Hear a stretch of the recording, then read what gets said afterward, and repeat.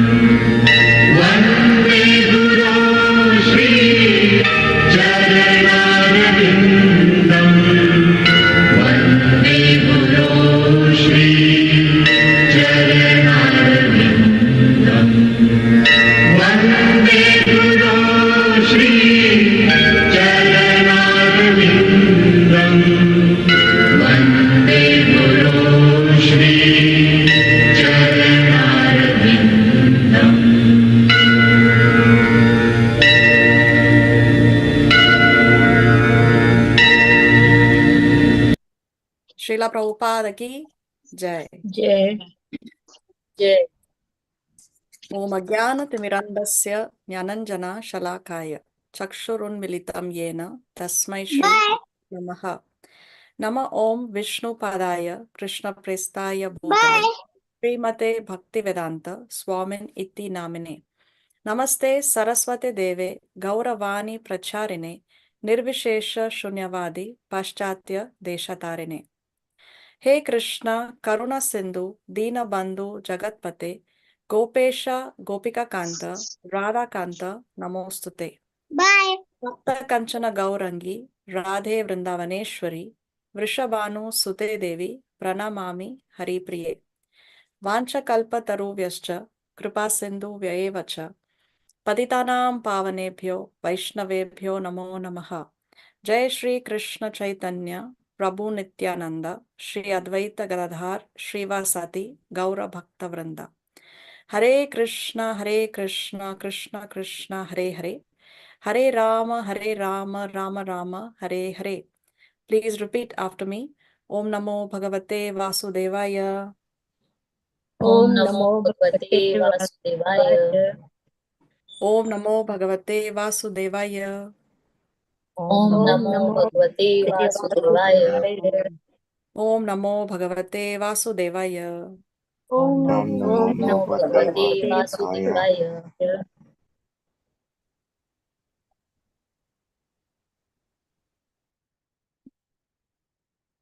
Okay, so we welcome all of you to our weekly Bhagavad Gita classes.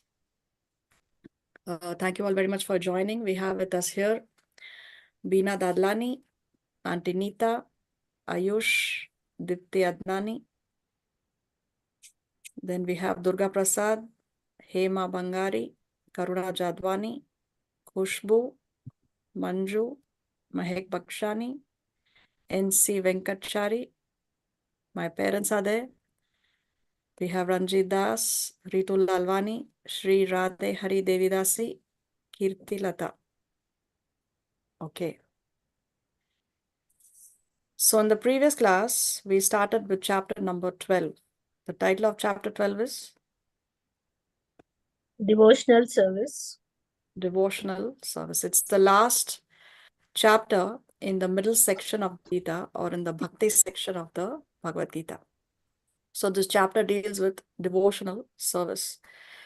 We saw how Arjuna begins the chapter by inquiring, what is more perfect? To worship the impersonal Brahman, or to engage in your devotional service? That is, to engage in the devotional service of Krishna, of God as a person.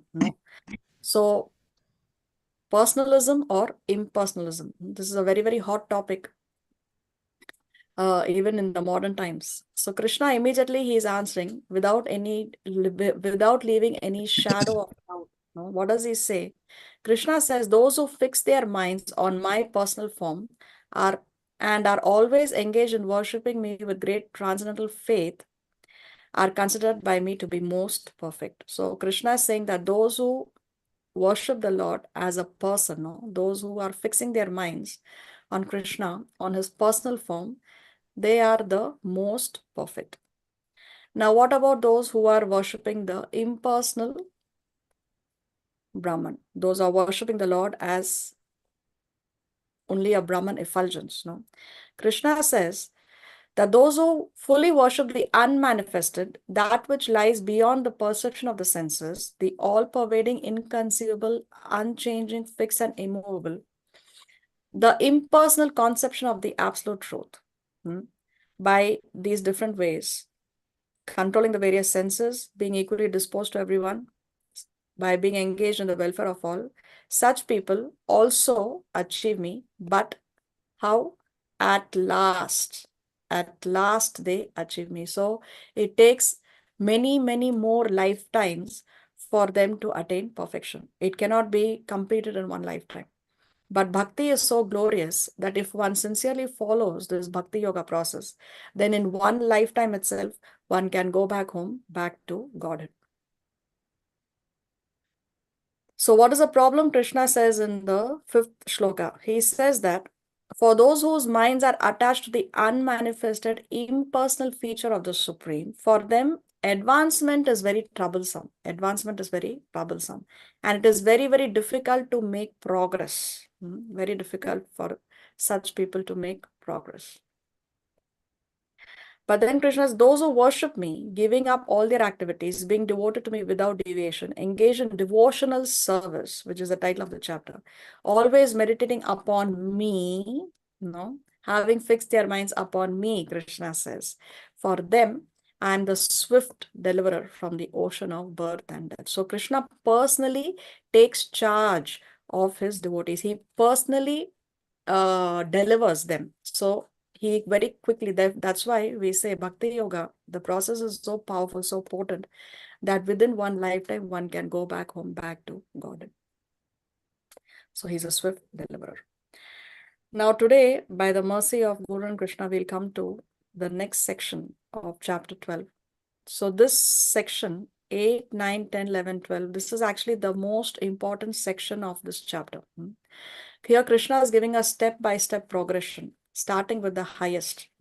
He says that this is what you should do. If you can't do this, if you can't do the best thing, then you do the next best thing. Like that, he is giving us options, and he's going to take us through through different scales of worship. Who can read today?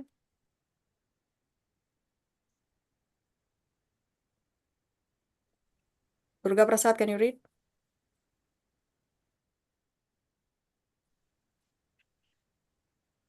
Thank you. I can read today. Okay, thank you.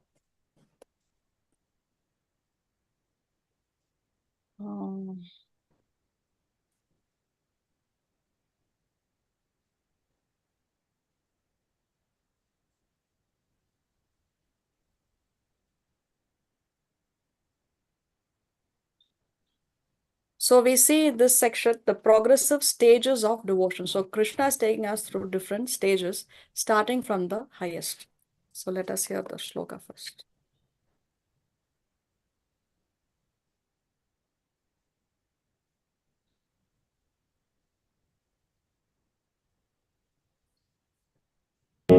मय्येव मन आधत्स्व मयि बुद्धिं निवेशय निवसिष्यसि मय्येव अत ऊर्ध्वं न संशयः.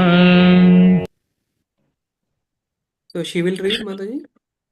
Yes, she's reading. Because when you spoke, your voice got cut. I could get only a part of what you spoke, so I didn't understand what you If said. he wants, he can read, no problem. Okay, you read, Mataji, no problem. Very great. Translation. Just fix your mind upon me, the Supreme Personality of Godhead, and engage all your intelligence in me. Thus you will live in me always, without a doubt.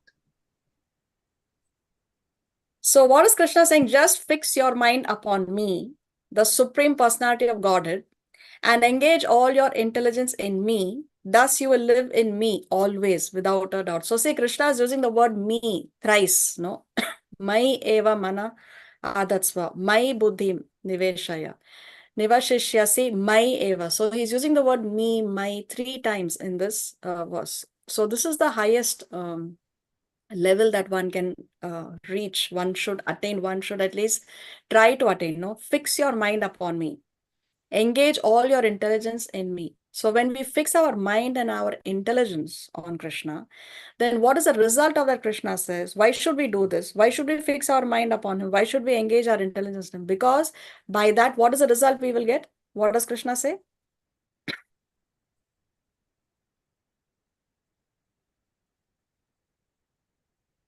What does Krishna say? What will we get? You will live in me always. So the result of fixing our mind, engaging our intelligence in Krishna is that Krishna says, you will live in me always. And is there any doubt about it? No. No. Krishna says, without a doubt, without a doubt. So most certainly, if we fix our mind and engage our intelligence upon Krishna, then we will definitely live with Krishna, which means that no more birth and death. No more birth, death, disease, and old age. So how should we fix our mind? How should we fix our intelligence in Krishna? See, because one may argue that even Kamsa, he was always fixing his mind and intelligence in Krishna.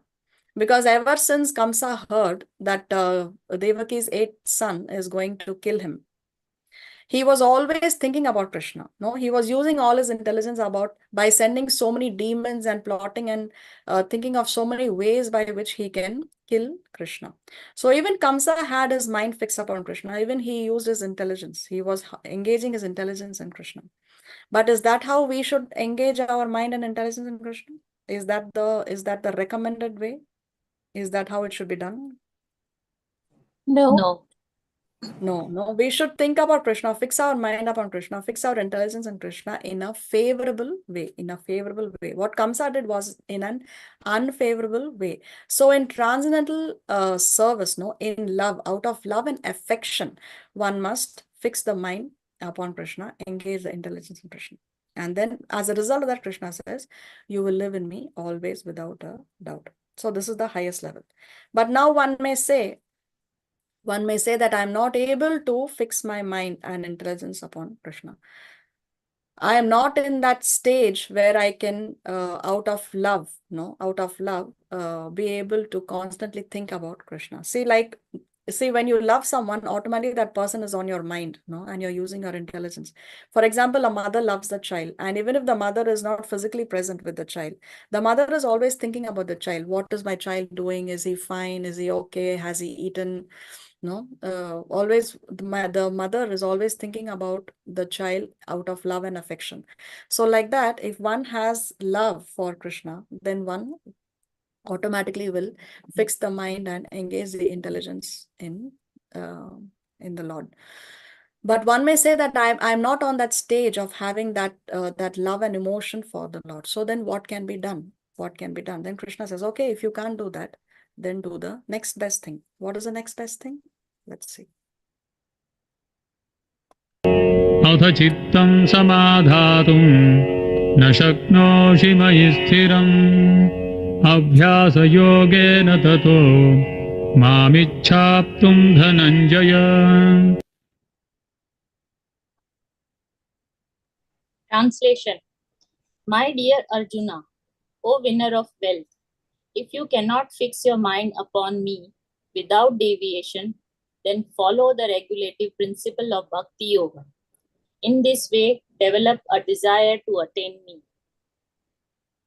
So what is Krishna saying? That if you cannot fix your mind upon me without deviation, without See, because here Krishna is saying, just fix your mind upon me, engage all your intelligence in me. But one may say that I'm not able to do that. So Krishna is saying, if you cannot fix your mind upon me without deviation, if there is distraction, then follow the regulative principles of Bhakti Yoga. So do some sadhana, do put it into practice. So when we chant 16 rounds, when we are following the four regulative principles, what we are doing is we are trying to do this. We are following the regulative principles of Bhakti Yoga. Do it as a practice, day in and day out, whether you like it or you don't like it. Just do it because you have to do it. The love is not spontaneous. It's not directly flowing from the heart. When one begins Bhakti Yoga process, it may not be out of spontaneous love. One may be at the level of chanting 16 rounds only because I have committed to my spiritual master that I have to chant 16 rounds every day. So therefore, I am chanting 16 rounds every day. So it's not coming out of love and affection. It is not spontaneous. So Krishna is saying, if you cannot fix your mind upon me without deviation, then follow the regulative principles of Bhakti Yoga, because the more we practice, the more we can perfect it. Everything comes with practice. Everything comes with practice. So irrespective of whether we like it or not, doesn't matter. Still we chant our rounds. Still we follow the four regulative principles. Like that, as we do slowly, we will come to the stage of spontaneous love. We have given this example before. We say that Krishna, not we, but Krishna says that if you eat anything without offering it to me, then you're eating only sin. Okay. So now Krishna says this. So what I should do? If I have to follow what he's saying, if I have to put it into practice. See, because knowledge is one thing, and application of the knowledge is a whole different thing. So now Krishna says that if you eat anything without offering to me, you're eating only sin. So, okay, now I want to put this into practice. So therefore, now what I have to do? I have to prepare food with the mentality that I'm cooking for Krishna. So when I cook for Krishna, obviously I'm going to cook that which Krishna likes. I cannot cook that which I like. So I cook something that Krishna likes. So of course I have to cook without onion and garlic. I have to cook vegetarian food. I have to use the first class ingredients in cooking. Okay, now after I have already cooked, I'm very, very hungry, but I still cannot eat. First, I have to offer it to the Lord. I put it in the Lord's plate. I put a tulsi leaf, I chant the mantras, and I request the Lord, oh my dear Lord Krishna, please accept this offering. So now that after Krishna has eaten, then I can eat the remnants. Okay. Now let's say in the beginning stage, I'm trying to put this into practice, but there is difficulty. I don't have the spontaneous love for Krishna. I'm not thinking that, oh my dear Lord Krishna, he's hungry. It's time for lunch. I have to give him something to eat. I'm not thinking like that. But because I want to put it into practice, therefore I start practicing it. Now, slowly, gradually, as I go on offering day in and day out, as I go on offering every day, then automatically over a period of time, I fall in love with my deities. I fall in love with Krishna. So that is bound to happen. So when we follow the regulative principles, then over a period of time, we can develop love for Krishna. So Krishna is saying that, okay, if you cannot fix your mind upon me without deviation, then follow the regulative principles of Bhakti Yoga. Chant, chant, chant, and you will become a perfect chanter. So then as a result of that, what will happen, Krishna says? Is there any benefit of following the regulative principles of Bhakti Yoga? What will happen? This way as you a result? develop a desire. Yes, attain in me. this way, you develop a desire to attain me, Krishna is saying. So when we follow the principles of Bhakti Yoga, then we can develop the desire to attain me. So if we have the desire, if we have a sincere desire, if we put in our best effort, then Krishna will do whatever we are lacking. So see here, in the previous Shloka, Krishna is saying, you fix your mind and intelligence upon me. So there is no deviation. Your mind is fully focused upon Krishna. Your intelligence, engage all your intelligence in me. So this is 100% surrender. And because of that, Krishna says, you will live in me always. So that's the result. Here, Krishna is saying that if you can't do that, then you follow the sadhana bhakti. You follow the principles of you follow the regulated principles of Bhakti Yoga. And as a result of that, what will happen? You will develop a desire to attain me. So at least we have developed the desire to attain me. We are on track. See, from the purport, Srila Prabhupada explains how Krishna consciousness or love for Krishna is not an external imposition. It is there in the heart for each and every living entity. It is dormant. It's there, but it is lying dormant. So all we have to do is, if we practice sadhana bhakti, it can be revived. We can revive our lost relationship with the Lord. It is not something that we are artificially imposing upon us. It is already there. No, the love for Krishna is already there, because Krishna is already there in the heart as the Paramatma. No, we are parts and parcels of Krishna. Krishna is our Father. We are His children. So the love is not an external imposition. It is dormant in each and every one of us. It's just that now our heart is contaminated by material association. No? We have associated with matter for so many lifetimes that now we have even forgotten who we are. We have forgotten that we are spirit soul. We begin to identify with the body that we have. We begin to identify that we are man, woman, we are Indian American, we are rich, poor, we are young, old. All these are bodily identity. We are doctors, engineers. These are all bodily identification. So heart is contaminated by material association since time immemorial. So therefore, that love is covered by contamination. But it is not an external imposition. It's not an artificial imposition. So as soon as we take to the regulative principles of Bhakti Yoga, we can revive our lost relationship with Krishna. So what are the qualifications? Who can practice the regulative principles? Anyone can practice. There are no rules and regulations. No rules and regulations. Anyone who has 2 ears and a mouth, he can chant, right? When we chant, we use our tongue to recite the mantras, and then we hear attentively. When we hear what we are chanting, automatically we are able to focus on the sound vibration. So is there any guarantee of success? There is surety of love of God. So success is guaranteed. It is guaranteed. It is surely going to happen.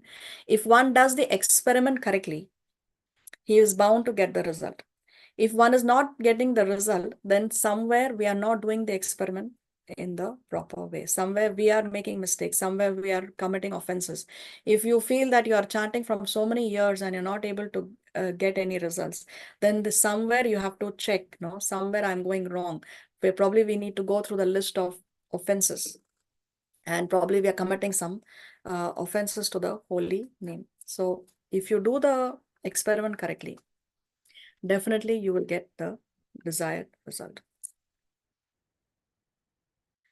See this from the Srimad Bhagavatam. My dear Lord, one who earnestly waits for you to bestow your causeless mercy upon him, all the while patiently suffering the reactions of his past misdeeds and offering you respectful obeisances within his heart, words, and body, is surely eligible for liberation, for it has become his rightful claim. So the purpose, Srila Prabhupada writes, Srila Sridhara Swami explains in his commentary that just as a legitimate son has to simply remain alive to gain an inheritance from his father, one who simply remains alive in Krishna consciousness, following the regulative principles of Bhakti Yoga, automatically becomes eligible to receive the mercy of the personality of Godhead. In other words, he will be promoted to the kingdom of God. So all that a son has to do to gain the inheritance from his father is that he has to be alive. That's all. Any other requirements is there? No. Legally, just that he has to be alive, because only to a living person the inheritance can be given. In the same way, we keep ourselves alive by following the regulative principles of Bhakti Yoga. When we follow the regulative principles, when we chant our rounds, when we do not engage in meat eating, intoxication, illicit sex, and gambling, then we are keeping ourselves alive in Krishna consciousness. And because we keep ourselves alive in Krishna consciousness, then we become eligible to receive that inheritance. What is the inheritance that we get from Krishna? To receive the mercy of the personality of Godhead. So that way we will be most definitely promoted to the kingdom of God. So we keep ourselves alive by following the regulative principles. If we are not following the 4 regulative principles, then we are not even a human being. No, we are not even a human being, because human life means that we have to follow these 4 regulative principles. It is only in the animalistic kingdom that They do not follow these rules and regulations. So Mahaprabhu, he describes the process of devotional service to Sri Sanatan Goswami, and he lists 64 items in regulative devotional service. So this is from the Chaitanya Charitamrita Madhya Leela, chapter 22. You can read in detail. So he lists 64 items of devotional service. These 64 are divided like this: 20 items of primary importance. So what are these 20 items of primary importance? First 10 are those that we should do. The next 10 are what we should not do. So 10 items to accept, 10 items to avoid. So these 20 items are of primary importance. Then from 21 to 59 are other additional items of sadhana bhakti, what we should practice. And then after that, he picks his top 5, the 5 most effective items of sadhana bhakti. See here, we will not go through all of them. You can go through them when we share the slides in the group.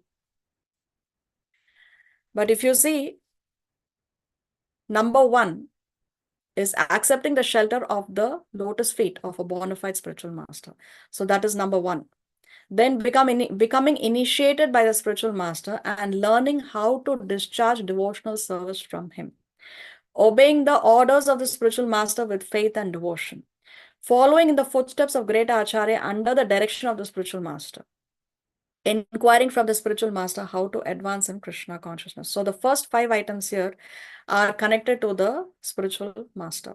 Just see the importance of accepting a bona fide spiritual master. So anyway, these are the things that one must do. See here, observing the fasting day on Ekadasi is also there. Then what we should not do. One should rigidly give up the company of non-devotees. This is the first item in what we should not do. The first item is what we should avoid the company of non-devotees. So like that, there are other 10 items on what we should not do.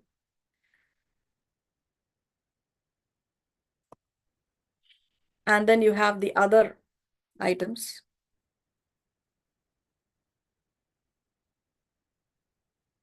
And then the top 5. What are the top 5? Sadhu Sangha, Nama Kirtana, Bhagavad Shravan, Mathura Vas, Sri Murtira Shraddhaya Sevana. So what are these 5 items? Sadhu Sangha. Sadhu Sangha means one should associate with the sadhus, associate with the devotees. Then Nama Kirtan. One should chant the holy name. Nama Kirtan, chanting the holy name. Then comes Bhagavad Shravan, to hear the Bhagavatam. Now, Bhagavatam, it can be Bhagavad Gita or it can be Chaitanya Charitamrita or any scripture. But the point is, we should hear from the glorified, we should hear or read or study from the scriptures.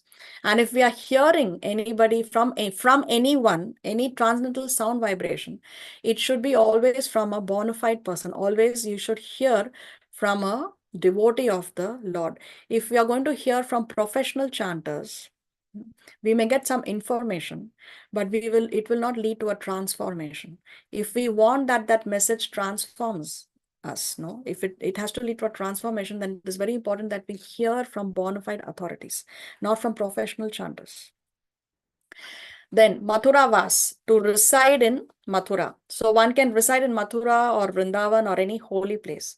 Now one may say, but because of my work or because of family or whatever reason, I am not able to reside in a dham. So then wherever we are living, we can make that as a holy place by our practice.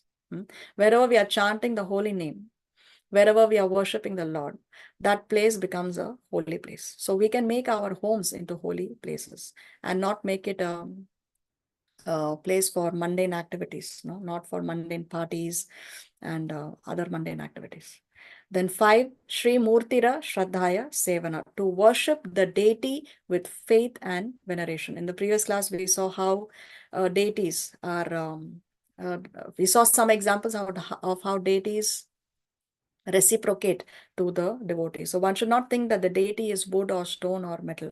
The deity is God. So worshipping the deity with faith and veneration. So these are the top 5 that Sri Chaitanya Mahaprabhu chooses out of the 64 items of devotional service. What are they? Sadhu Sangha, Nama Kirtan, Bhagavat Shravan, Mathura Vas, Sri Murtira, Shraddhaya, Sevana. And see, very interestingly, he put Sadhu Sangha before Nama Kirtan. Because if you have Sadhu Sangha, if you have association of devotees, then automatically you will chant the holy name. If you don't have devotee association, then how will you come to the level of chanting the holy name? So very, very important to associate with the right kind of people. And also keep a close eye. What are the kind of people our children are associating with, or our loved ones are associating with? Krishna is the origin of Lord Vishnu. He should always be remembered and never be forgotten at any time. All the rules and prohibitions mentioned in the Shastras should be servants of these two principles. So there are so many rules and regulations, so many prohibitions mentioned in the Shastras, so many of them. But at the end of it, all those prohibitions, all those rules are servants to two principal rules. What are the two principal rules? Always remember Krishna, never forget Krishna. So these are the two golden rules. Therefore, Krishna is saying that always think of me. No? Here he says, fix your mind upon me, engage all your intelligence in me. And if you can't do that, then you put it into practice. Practice sadhana bhakti so that you can come to that level of fixing your mind upon me. So the whole thing boils down to all these rules and regulations are servants of two golden rules. Always remember Krishna, never forget Krishna. In this shloka, you will see Krishna refers to Arjuna with the name Dhananjaya. So why the name Dhananjaya? As Arjuna obtained riches by fighting, Krishna now requests Arjuna to fight his mind and obtain the wealth of remembrance upon him. So remembering Krishna is the greatest wealth. Narayana Smriti. If we can come to the level of Narayana Smriti constantly, then that is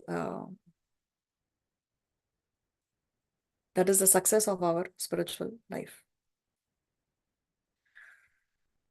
See, Srila Narottam Das Thakur, he composed very nice bhajans. And he writes in one of his bhajans this line, Golokera Prema Dhana, Hari Nama Sankirtana. The treasure of divine love in Golok Vrindavan has descended as a congregational chanting of Lord Hari's holy names. So Golokera, from Goloka, this Harinam Sankirtan, this treasure, Prema Dhana, this treasure from Goloka has come in the form of Harinam Sankirtan, in the form of the chanting of the holy names of Lord Hari. So one must not think that chanting is an ordinary activity. It is the number one item that should be on our priority list, chanting of the holy name. Golokera Prema Dhana Harinama Sankirtana. Of course, how will we get this Prem Dhan? How will we get this holy name? Is by the association of the devotees. So, because we're talking about Srila Narottam Das Thakur, I was just reading and I thought I would add this as although it's a little bit out of the context, I mean, out of the syllabus, but very, very interesting, his disappearance pastime. So, how did Narottam Das Thakur leave this body? Narottam Das Thakur asked his disciples to take him to the Ganges and pour the water on his body with their bare hands. While bathing, they saw his skin turn white and it started to melt. Touched by the water of the Ganges, his body was turning into milk and was thus merging into the Ganges. They saw their Gurudev was getting smaller, slowly melting away. While bathing him, their hearts ached in pain and they were shedding tears, but they could not stop. Because their Guru had ordered them, they had to follow the order of their Guru. As they were pouring water on his body merging into the Ganges, there were more tears than milk as the disciples watched their Guru pass away in front of their eyes. It was just milk and tears flowing on and on as an offering unto Mother Ganga until finally he disappeared. So see, such great personalities, Narottam Das Thakur, just see how he has left his body, how he disappeared. So when such great acharyas, when they write something, they are not going to write some fiction or they're not going to write something to mislead us. So Imagine he is saying, Narottam Das Thakur is saying, Golokera Prema Dhana, Hari Nama Sanketan. So this chanting of Lord Hari's holy name is the treasure of divine love that has descended from Golok. It has descended from Goloka. It's a transcendental sound vibration. It is not a material sound vibration. If somebody is going to chant something material, if let's say somebody is chanting Coca-Cola, say let's somebody say Coca-Cola, Coca-Cola, Coca-Cola. How long can he do that? He cannot do that for long because it's a material sound vibration. But when it is a spiritual sound vibration, immediately you are able to connect to the Lord, to the transcendental realm, to Krishna. It is your connection. Chanting of the holy name is your quality time with Krishna. Krishna is not different from his name. When we chant, Krishna is there. He is present in that name. So we need to prioritize chanting. So then what happened? The disciples took that milk mixed with tears and Ganga water and put it in a big pot and brought it to a place near Kheturi where Narottam Das Thakur lived and built a beautiful samadhi for him. To this day, the samadhi is there. It is called Doodh Samadhi, the samadhi of milk. So you can, if you go to Kheturi, which is in modern day Bangladesh, then you can visit the samadhi of Narottam Das Thakur. Okay, so verses 8 and 9 deal primarily with engaging our mind, the chief of our internal senses. Because in 8, Krishna says that you engage your mind in me, use all your intelligence in me. And in 9, he said, if you're not able to do that without deviation, then you practice sadhana bhakti. So we are practicing, we are trying to put into practice of how we can control the mind. No, so both of them are dealing with our mind, the chief of the internal senses. Now, if we can't even do that, then what to do? Krishna also gives us the solution to that. Let us hear the shloka. अभ्यासेऽप्यसमर्थोऽसि मत्कर्म परमो भव मदर्थमपि कर्माणि कुर्वन् सिद्धिमवाप्स्यसि. Translation. If you cannot practice the regulation of Bhakti Yoga, then just try to work for me, because by working for me, you will come to the perfect stage. Now Krishna is saying, okay, you cannot even practice the regulative principles. You cannot practice the regulations of Bhakti Yoga. So then what to do? Work for me. So if you can't use your mind, then use your external senses. You work for me. You work, but you work for me. What is that? You give the results to Krishna. You do your work, use your external senses, do the work, but give the results to me, Krishna is saying. So if you cannot practice regulative principles of Bhakti Yoga, try to work for me. And is there any result we get by working for Krishna? Yes, we'll come to the perfect stage. We will come to the perfect state. So, okay, now Krishna is saying, you work for me, give the results to me. So what is this actually? This is Nishkama Karma Yoga. No, you engage in karma, but Nishkama, don't expect any results because you give the results to Krishna. So if you cannot practice the regulations of Bhakti Yoga, then you practice working for Krishna, and because of that, you will come to the perfect stage. You will come to the perfect stage. Now somebody may say that, oh, but I cannot even give the results to Krishna. Then what to do? Anyway, before that, let's see some points from the purport. How to perform work for Krishna, sympathetic to propagation to Krishna consciousness. Every endeavor needs land, capital, organization, labor, like any other business. So one can help build a temple, or one can help in the publication of books. Like that, you're working, but you're giving the results to Krishna. So if one cannot sacrifice results of all his activities, at least sacrifice some percentage of the results, at least something we can do. We may not be able to build one huge temple, but we can sponsor at least one tile in the temple. No? So like that, some percentage of the results, at least we should be able to give to Krishna. So if you cannot practice sadhana bhakti, which is in 12.9, then engage all your external senses for working for Krishna. And what is the benefit? You will come to the perfect stage.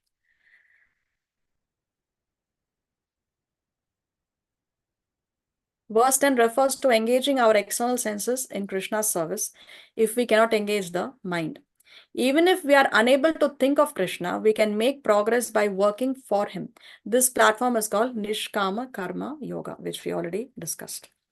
Now, if we are not even able to give our results to Krishna, then what to do? Let's see what Krishna says.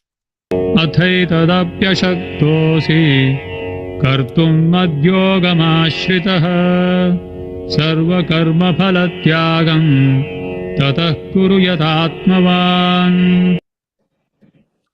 Translation. If, however, you are unable to work in this consciousness of me, then try to act giving up all results of your work and try to be self-situated.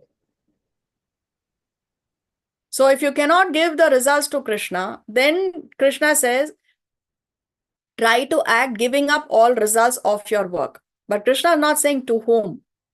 He's not saying to me.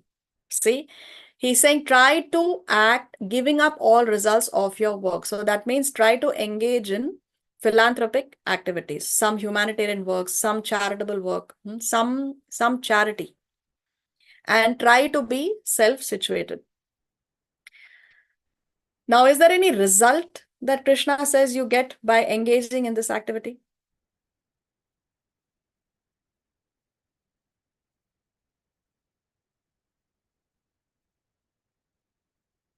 Is there any result here?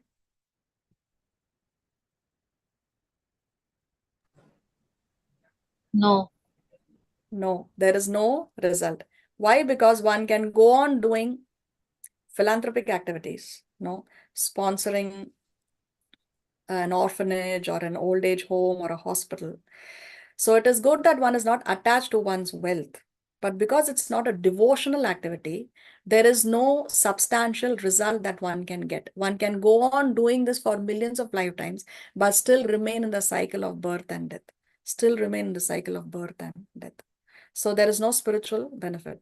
Therefore, see here, Krishna is not mentioning any benefit that one gets by engaging in those activities by just giving up all the results of the work. But still, Krishna is giving this as a last option. Why? Because by doing this, it purifies our mind. It helps us to learn some detachment. We are getting detached from our wealth.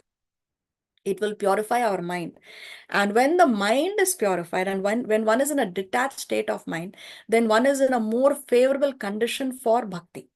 One is setting the scene, one is setting the stage, one is in a more favorable frame of mind to be able to engage in devotional activities.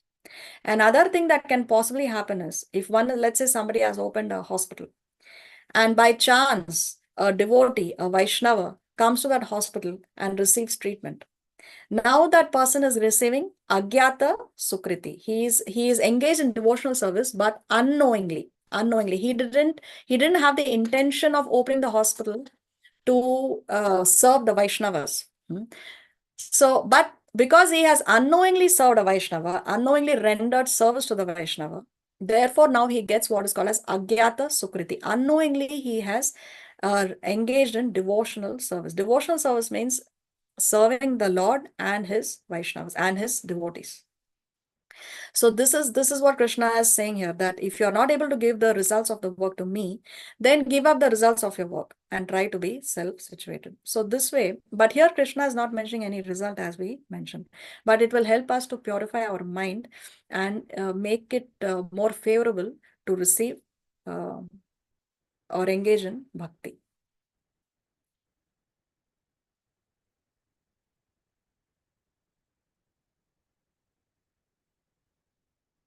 One may be unable to sympathize for Krishna conscious acts because of social, familial, religious considerations or any other impediments. So what is the hope or recommendation for them? Krishna says, sacrifice the accumulated results to some good cause.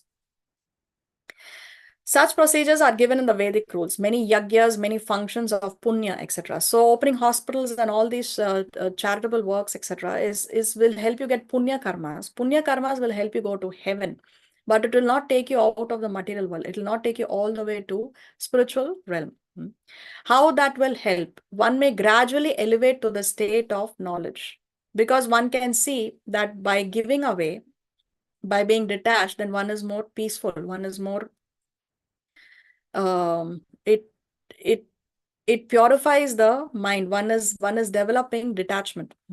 So practical examples: charity to hospitals, social institutions. Such sacrifices of hard-earned results purify the mind, and one can gradually understand Krishna consciousness. So when the mind is pure, then it's more receptive to be able to understand Krishna consciousness. In text 8 to 11, the spiritual results of each recommended practice have been described. By thinking of Krishna, as described in text 8, we will always live with Krishna. By following the regulative principles of bhakti, as mentioned in text 9, we will develop our desire to attain Krishna. By working for Krishna, as described in text 10, we will come to the perfect stage. No result, however, has been mentioned for following the practice Krishna recommends in text 11. The practice of giving up the fruits of work, unless those fruits are offered to Krishna, is not in and of itself spiritual, and it therefore does not yield spiritual fruit. Because it does not give any spiritual fruit, therefore Krishna is not mentioning any result that one obtains by engaging in giving up the fruits of the work in text 11. Now let's see what Krishna says in 12. श्रेयो हि ज्ञानमभ्यासात् ज्ञानाध्यानं विशिष्यते ध्यानात् कर्मफलत्यागः त्यागात् शान्तिरनन्तरम्. Translation: If you cannot take to this practice, then engage yourself in the cultivation of knowledge. Better than knowledge, however, is meditation. And better than meditation is renunciation of the fruits of the action. For by such renunciation, one can attain peace of mind. So if you cannot take to this practice, now this practice does not refer to what Krishna spoke in 11. Okay, this practice here, when Krishna says, if you cannot take to this practice, he's referring to what he spoke in 10. Okay, where he's saying that you work for me. So Krishna is saying, if you cannot work for me, then engage yourself in the cultivation of knowledge. So which yoga system is this? Bhakti yoga, Jnana yoga, Dhyana yoga, Karma yoga? Dhyana yoga. Cultivation of knowledge. Jnana yoga. Jnana yoga. Okay. So then what Krishna is saying, but better than knowledge, however, is meditation. So better than Jnana yoga is which yoga? Dhyana yoga. Jnana yoga. Dhyana yoga. Now better than Dhyana yoga is which yoga? Karma yoga. Karma yoga, renunciation of the fruits of action. No? So that is karma yoga. So Krishna is saying that you can engage yourself in Jnana yoga, but better than Jnana is Dhyana. Better than Dhyana is karma. And why is karma yoga better than Dhyana and Jnana? Is because by such renunciation, one can attain peace of mind. One can attain peace of mind. See, let us try to.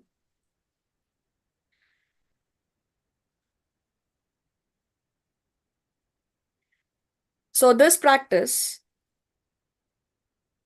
one second, I'm getting some. Okay.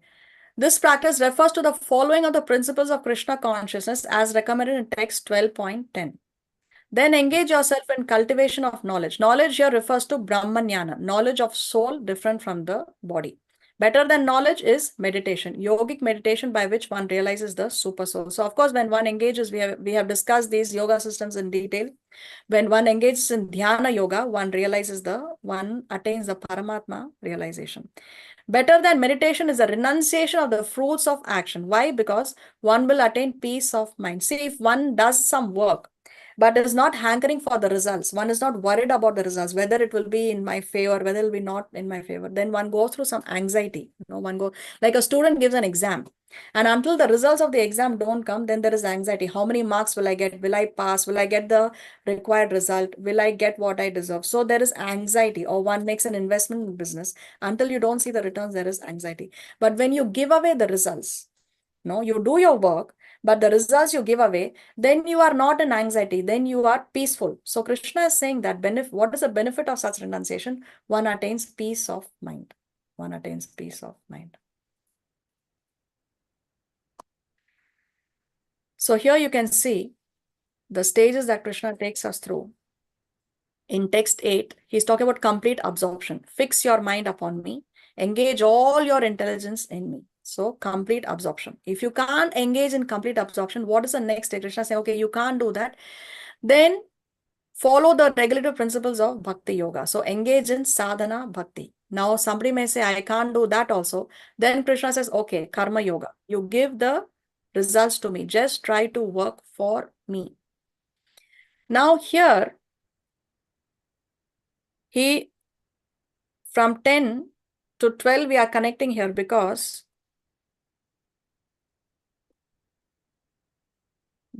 when Krishna says you cannot take to this practice, we already discussed this here refers to 10, okay, not what he said in text 11. So from Karma Yoga, Krishna is saying if you cannot do that, then engage yourself in the cultivation of knowledge.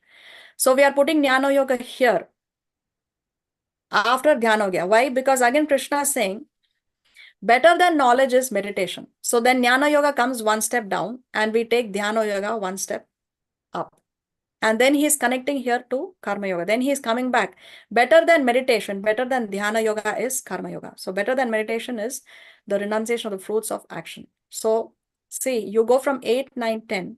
From 10, you're connecting 12. And from 12, actually, he's going backward. From Jnana to Dhyana to Karma. This is how we understand this verse. And then finally is text 11. If you can't do any of this, then at least engage in some philanthropic activities, what he says in text 11.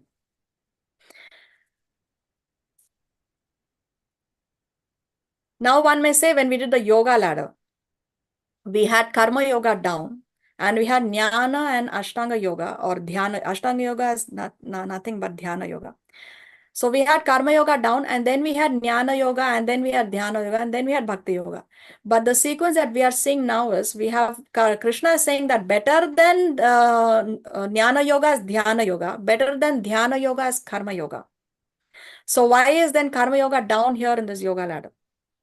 So we have to understand that in this yoga ladder is designed in such a way that as we go higher and higher, there is more detachment and knowledge. As we go higher, the detachment is increasing and also the knowledge is increasing. But in terms of ease of practice, no, jnana yoga, dhyana yoga are not so practical, especially in Kali Yuga. It's very, very hard. As we discussed, jnana yoga, you have to leave the house, go to the forest, and then engage in meditation, try to raise the consciousness from the lower chakras to the higher chakras in dhyana yoga. So it takes many, many lifetimes of practice, many lifetimes of practice. So karma yoga is much more easier to practice and therefore it will give results. As we engage in karma yoga, first sakama karma yoga, we are doing work expecting something in return. But as we engage in sakama karma yoga, slowly we will come to the level of nishkama karma yoga, where we are working without expecting any results. We are leaving the results to Krishna.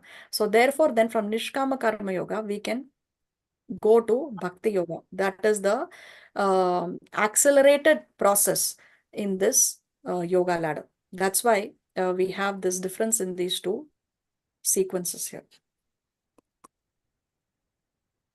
Why renunciation of fruits is mentioned as better than meditation. Although karma yoga is the lowest on the yoga ladder, Krishna says that it is better than meditation because it is more practical and it does not disturb the mind with harsh and impractical requirements for renunciation. Therefore, Krishna is saying karma yoga is better than dhyana yoga and jnana yoga.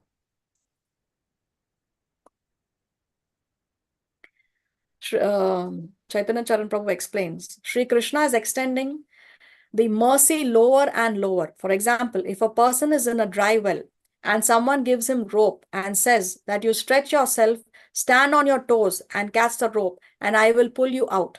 But the person says, I cannot do this. Then the person lowers the rope even more and says, just raise your arms and catch the rope. Still the person says, oh, I cannot do that also.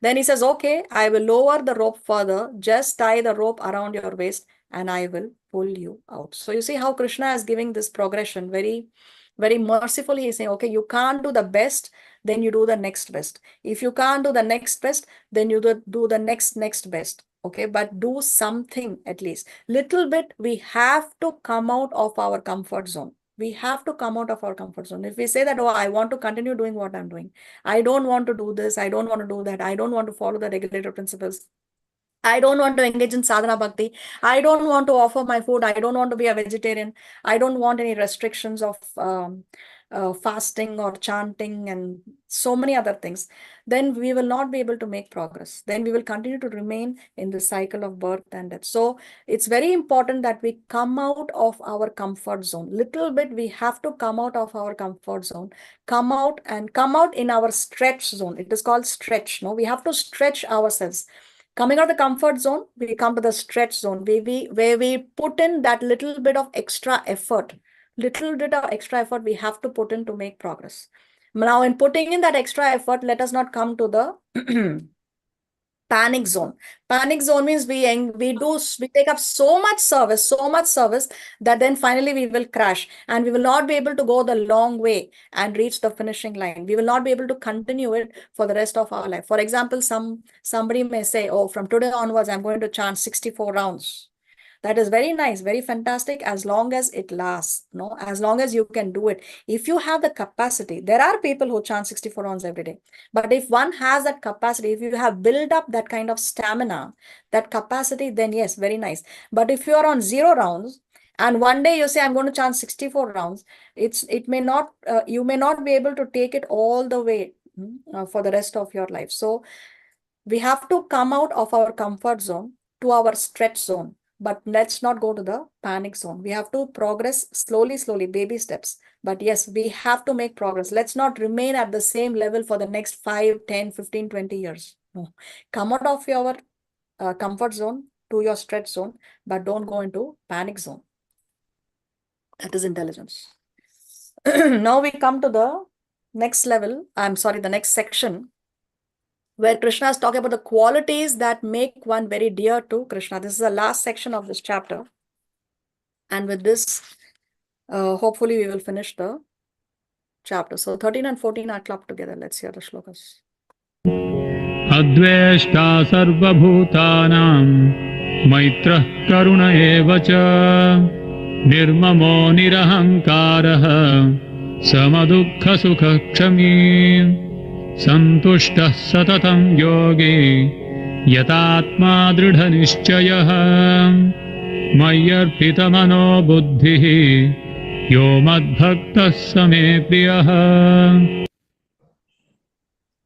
Translation: one who is not envious, but is a kind friend to all living entities, who does not think himself a proprietor and is free from false ego, who is equal in both happiness and distress, who is tolerant, always satisfied, self-controlled, and engaged in devotional service with determination. His mind and intelligence fixed on me. Such a devotee of mine is very dear to me. So what are the qualities that one has that makes one dear to Krishna? Krishna is saying Adveshta, one who is non-envious. Sarva Bhutanam, towards all the living entities. He is friendly, Maitra. Then he says Karuna. Karuna means he is very, very kind, very compassionate. Nirmama, he has no sense of proprietorship. He thinks that everything belongs to Krishna. He doesn't say that this is mine. No sense of proprietorship. Then Nir Ahankara, he has no Ahankar. He has no false ego. He has no identity of the material concepts. No, he is not thinking that I am this body, I am man, I am woman. These are all false ego. All these material identifications are false egos. Then he says that such a person is Sama Dukha Sukha. He is equipoised. He is equal in distress as well as in happiness. Such a person is Shami. He is forgiving. He is Santushta. He is satisfied. Whatever Krishna sends, he says, okay, this is Krishna's mercy. Although he may, it may externally, it may not seem favorable for him, but whatever Krishna sends, he is satisfied. Then what does Krishna say? Santushta Satatam Yogi. He is always satisfied under all circumstances. Then Yatatma, he is self-controlled. And because he is self-controlled, he controls his mind, body, and senses. He is Dhrida Nishchaya, he is determined. No, because he is self-controlled, he also has the determination. And then finally, what Krishna says, Mai Arpita Manobuddhir. What is that Mai Arpita Manobuddhir? He engages in devotional service with determination. His mind and intelligence is fixed on me. Mai Arpita, on me, he has fixed up what? His mana and his buddhi, his mind and his intelligence. So his mind and intelligence is fixed on me. Then Krishna says, Yo mad bhakta same priyaha. Such a devotee is very dear to me. Same priyaha. Priyaha means dear. So a person who has these qualities, a devotee who has these qualities, Krishna says, such a devotee of mine is very dear to me. Now let's see what he says next. He is giving more qualities in 15. Yasmanno dvijate loko, lokanno dvijate chayah, harsha marsha bhayo dvegair, mukto yah sacha me priyah. Translation. He by whom no one is put into difficulty and who is not disturbed by anyone, who is equipoised in happiness and distress, fear and anxiety, is very dear to me. So he by whom no one is put into difficulty. Na udvijate. Those devotees who are by whom no one is put into difficulty, and neither is he disturbed by anybody else. Okay.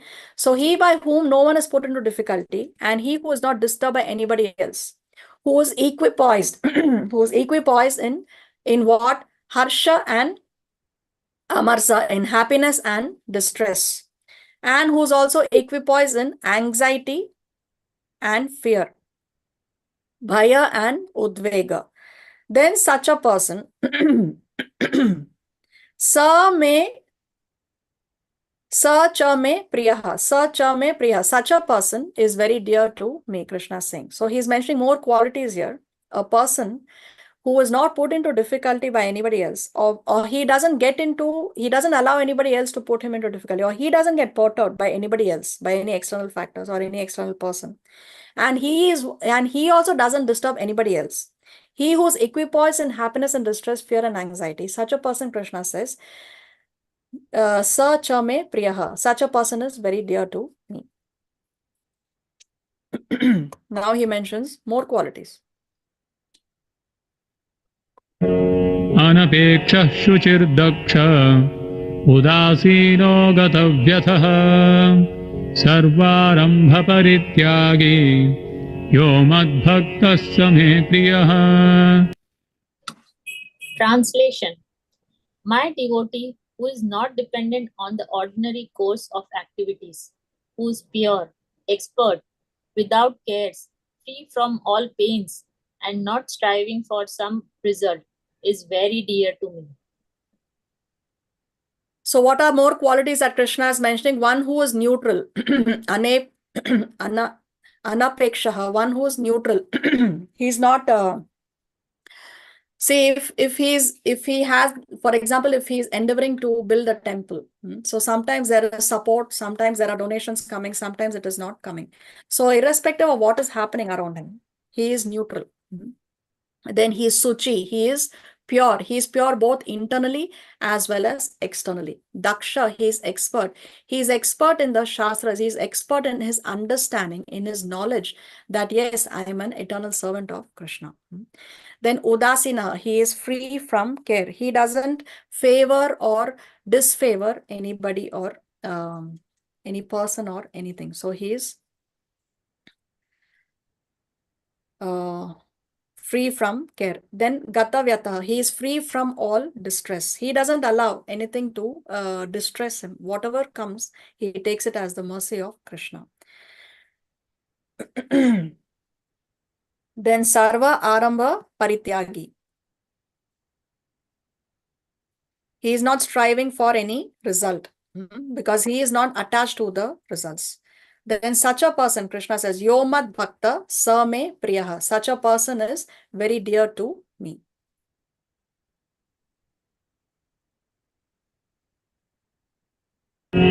यो न हृष्यति न द्वेष्टि न शोचति न काङ्क्षति शुभाशुभपरित्यागी भक्तिमान्यः स मे प्रियः. Translation. One who neither rejoices nor grieves, who neither laments and nor desires, and who renounces both auspicious and inauspicious things. Such a devotee is very dear to me. So he's mentioning more qualities here. Na harshyati na dveshti. He does not take pleasure, nor is he grieving. Na sochati na kankshati. He is not lamenting, nor is he deriding. Then shubha ashubha parityagi. He is renouncing everything that is auspicious and inauspicious. Bhaktiman. Such a devotee, yes, sa me priyaha. Such a devotee is very dear to me, Krishna is saying. So many of these qualities he is repeating. And there is this repetition because he wants to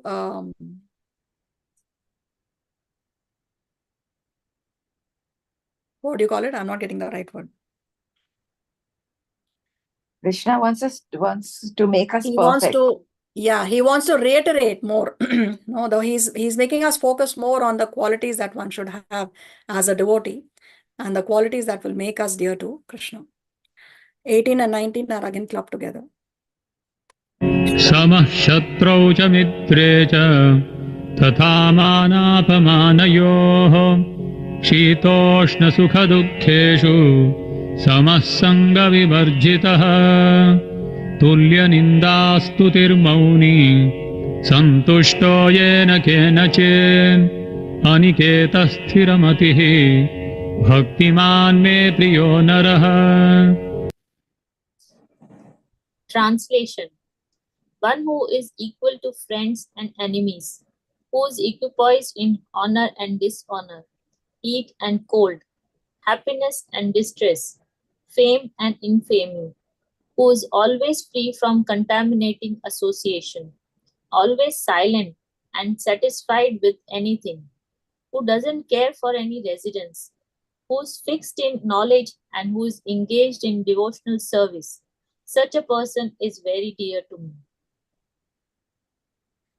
So one who is equal, no, sama. Sama means he's equal to whom? Shatrucha, Mitrecha. He's equal to both his enemies as well as his friends. And he's always also equal in times of mana and apamana. No, when somebody glorifies him and even when somebody insults him, still he is equal. Then he's also equal when Sito and Usnaf during summer and winter seasons. And also he's equal during Sukha and Dukkha. So whenever there is happiness and distress, also he is equal. Sama Sangha Vivarjitaha. Sangha Vivarjitaha, he is bad, he is free from bad or contaminating association. Then more qualities in 19, he says Tulya Ninda Stutir Mauni. He is equal in Ninda and in Stuti. He is equal in criticism as well as during praise. If somebody praises him, somebody criticizes him, also he is equal. Then Mauni. Mauni means silent. What does that mean? Silent does not mean a devotee never speaks. A devotee never speaks unnecessary stuff. He does not speak any crap. Only whenever he speaks only to glorify the Lord, to glorify the devotees of the Lord. Mauni. Santushto.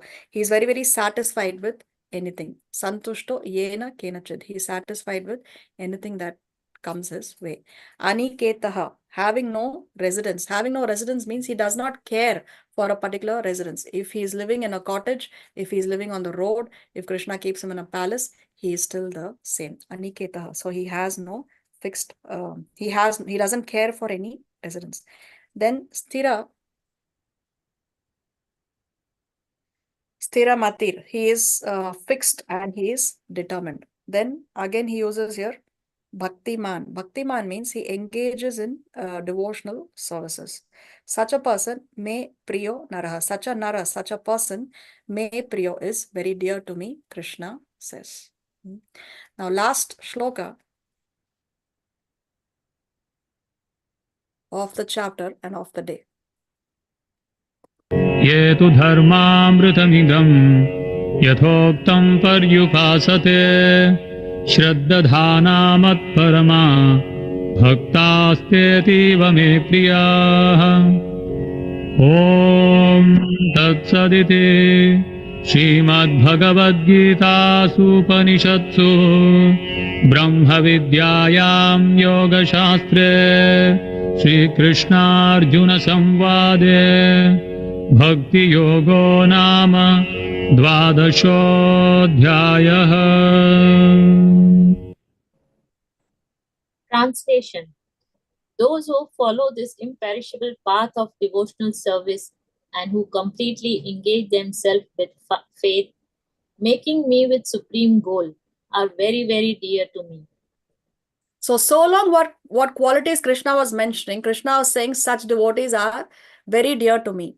But now Krishna is saying, he is mentioning some qualities and he's saying such devotees are very, very dear to me. So what can make us very, very dear to Krishna?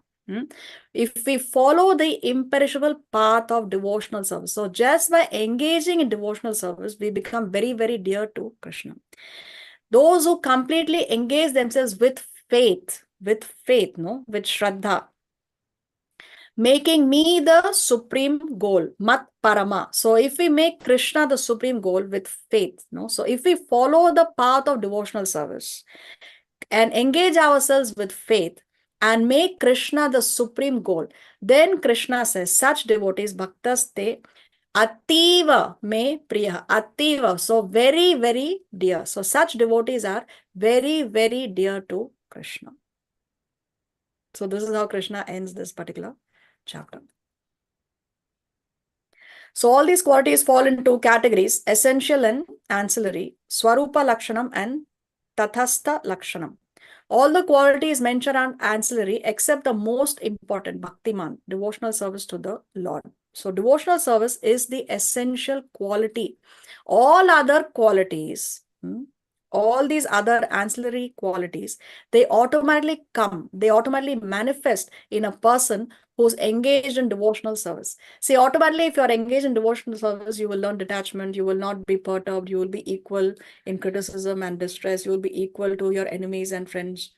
So all these other qualities will come by default to anyone who is engaged in devotional service. We don't have to artificially endeavor to develop these other qualities. We don't have to do that. It will automatically come if we are engaging in devotional service.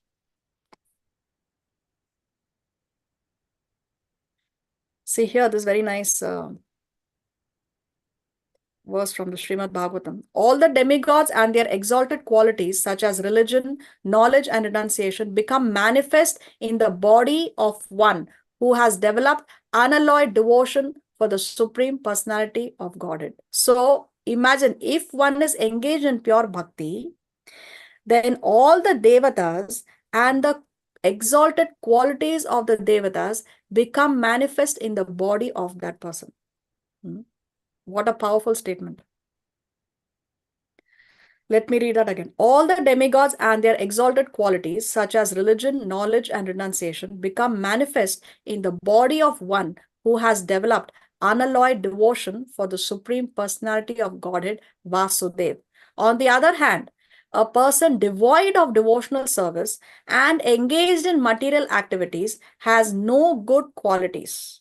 Even if he is adept at the practice of mystic yoga or the honest endeavor of maintaining his family and relatives, he must be driven by his own mental speculations and must engage in the service of the Lord's external energy. How can there be any good qualities in such a man? So see, if one is engaged in pure devotional service, the devatas and their exalted qualities become manifest in the body of that devotee. On the other hand, if a person is not engaged in devotional service, he is engaged in material activities, then such a person is considered to have no good qualities, even if he is very expert in mystic yoga, even if he's very expert in maintaining his family and relatives. Still, there can be no good qualities in such a man. In the pulpit, Srila Prabhupada writes, in this chapter from verse 2 through the end, from Mai Avesha Mano Ye Mam, fixing the mind on me, through Yetu Dharmamratam Idam, this religion of eternal engagement, the Supreme Lord has explained the process of transcendental service for approaching Him. Such processes are very dear to the Lord and He accepts a person engaged in them. The question is, who is better? One who is engaged in the path of impersonal Brahman, or one who is engaged in the personal service of the Supreme Personality of Godhead, was raised by Arjuna. And the Lord replied to him so explicitly that there is no doubt that devotional service to the Personality of Godhead is the best of all processes of spiritual realization. In other words, in this chapter, it is decided that through good association, one develops attachment for pure devotional service and thereby accepts a bona fide spiritual master, and from him begins to hear and chant and observe the regulative principles of devotional service with faith, attachment, and devotion, and thus becomes engaged in the transcendental service of the Lord. This path is recommended in this chapter. Therefore, there is no doubt that devotional service is the only absolute path for self-realization, for the attainment of the Supreme Personality of Godhead. So if you want to know Krishna, if you want to attain Krishna, if you want to reach Krishna, if you want to love Krishna, there is only one way: bhakti, bhakti, bhakti. There is no other way. There is no other way. There is no other way. Conclusion: Krishna is satisfied only by devotion, never by material qualities. Bhakti is the most efficacious method of spiritual advancement. One engaged in bhakti yoga exhibits transcendental qualities which mark him as a devotee. The Lord is pleased with such a devotee. So here we have the verse by verse summary of this chapter, which you can read when I share the slides in the group. With that, by the mercy of Sri Guru and Sri Krishna, we come to the end of chapter number 12. Srila Prabhupada ki jai, Srimad Bhagavad Gita ki jai.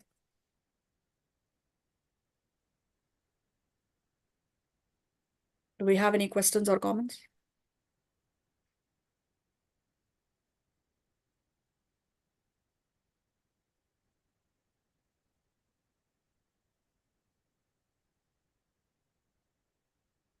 And there is pin drop silence. Okay, so if there are no questions or comments, we will see you in the next class if Krishna so sanctions. In the next class, we will try to summarize the middle 6 chapters, like how we did when we finished the first 6 chapters. We had a summary class. So in the next class, we'll try to summarize the middle 6 chapters. And after that, we will start with chapter number 13. Now, please remember that now we are going to pick up speed. We are going to press the accelerator. Because the last section of the Bhagavad Gita goes faster. The last section of the Bhagavad Gita has relatively shorter chapters. No, it has relatively shorter chapters. So we will be progressing faster, which means the exams are going to come more frequently than before. You may not have so much time between 2 exams because the chapters are much shorter. Okay, so hopefully we will try and finish the Bhagavad Gita, and we will see the middle 6 sections are the climax of the Bhagavad Gita. Normally, if you read a book or a novel or you watch a movie, the climax is always at the end, no? But in Bhagavad Gita, the climax is in the middle itself. Now we have finished the climax. Now, what is there next to what next is going to happen? What more Krishna is going to say? What more is Arjuna going to ask? And what is it? What is going to hold our interest now after the climax has already been revealed? No, but Krishna, he is expert. No, he is most expert. Even though the climax has already been revealed, still he retains the interest of the audience. That is the expertise of Krishna. That is the genius of Krishna. So that we will see when we start chapter number 13 in 2 weeks from now. But next weekend, as I said, we will see the summary of the middle 6 chapters. Till then, have a nice weekend. and a nice week in Krishna consciousness. Thank you very much. Vancha kalpatarovyascha kripa sindhu vyayevacha patitanam pavanebhyo vaishnavebhyo namo namaha. Srila Prabhupada ki jai. Srimad Bhagavad Gita jai. Jai. Krishna. Thank you. Jai. Thank you. Hare Krishna Darupana Mataji. Hare Krishna, Hare Mataji. Krishna. Krishna. Vandavad Vandavad. Srila Prabhupada. Mataji, will you share the notes today? Yes, I always do at most of this. Thank you, Hare Krishna. Hare Hare Krishna. Krishna. Thank you very much, Mataji.